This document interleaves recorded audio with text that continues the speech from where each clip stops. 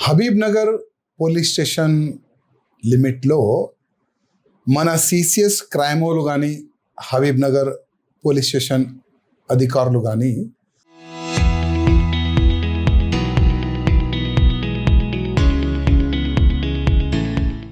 ఒక ఇద్దరు వ్యక్తుల్ని అరెస్ట్ చేసినారు. మొహమ్మద్ ఉస్మాన్, మొహమ్మద్ జహాంగీర్.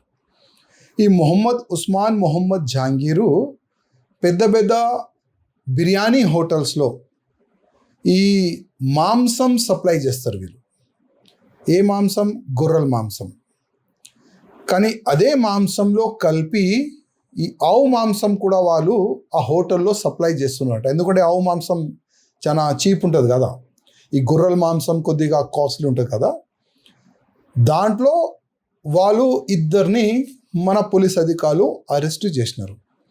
ఎన్ని సంవత్సరాల నుంచి వీళ్ళు ఈ విధంగా ఈ మాంసం సప్లై చేస్తున్నారు, ఎన్ని బిర్యానీ షాప్కి వీళ్ళు సప్లై చేస్తున్నారు, అన్ని షాప్ పేరు సహా ప్రజల ముందు రావాలి. ఎందుకంటే ఇవాళ దాదాపు పెద్ద పెద్ద హోటల్స్లో బిర్యానీ తినేవాళ్ళు హిందువులే ఉంటారు. అసలు ఎంతమంది హిందువులు తెలియక ఆవు మాంసం తింటున్నారు, కొద్దిగా ఆలోచన చెయ్యొచ్చు.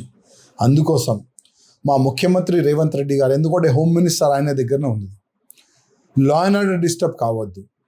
ఇట్లాంటి దొంగలు ఇంకా ఎంతమంది ఉన్నారు, ప్రతి ఒక్క దొంగ అరెస్ట్ కావాలి, ప్రతి ఒక్క దొంగ ప్రజల ముందు రావాలి. హైదరాబాద్, సికింద్రాబాద్లో ఎన్నో హోటల్స్ ఉన్నాయి, పెద్ద పెద్ద హోటల్స్, ప్యారడైజ్ కానీ ఇంకా వేరే వేరే పెద్ద పెద్ద పేరున్న హోటల్స్. ఆ హోటల్లో కూడా ఈ ఇద్దరు దొంగలు మాంసం సప్లై చేసినారా? ఎన్ని హోటల్లో మాంసం సప్లై అయింది? ప్రతి ఒక్క కరెక్ట్గా ఎంక్వైరీ జరపాలని మా ముఖ్యమంత్రికి రిక్వెస్ట్ చేస్తున్నాను. అదేవిధంగా తెలంగాణలో హైదరాబాద్, సికింద్రాబాద్లో ఉన్న హిందువులకి రిక్వెస్ట్ చేస్తున్నా, బిర్యానీ ఏ హోటల్లో తింటున్నారు కొద్దిగా ఆలోచన చేసి తినండి. నా అడ్వైజ్ ఒక్కటే, డైరెక్ట్ మటన్ షాప్ వెళ్ళండి, మాంసం కొని ఇంట్లో బిర్యానీ తయారు చేసి తినండి. కనీసం మీరు హిందూగా ఉంటారు. లేకపోతే వేరే హోటల్లో బిర్యానీ తింటే మీరు హిందూగా ఉంటారా? ఆవు మాంసం తింటే మీ ధర్మం ఏ విధంగా సర్వనాశనం అవుతుంది, ఒక్కసారి మీరు ఆలోచన చేసుకోండి.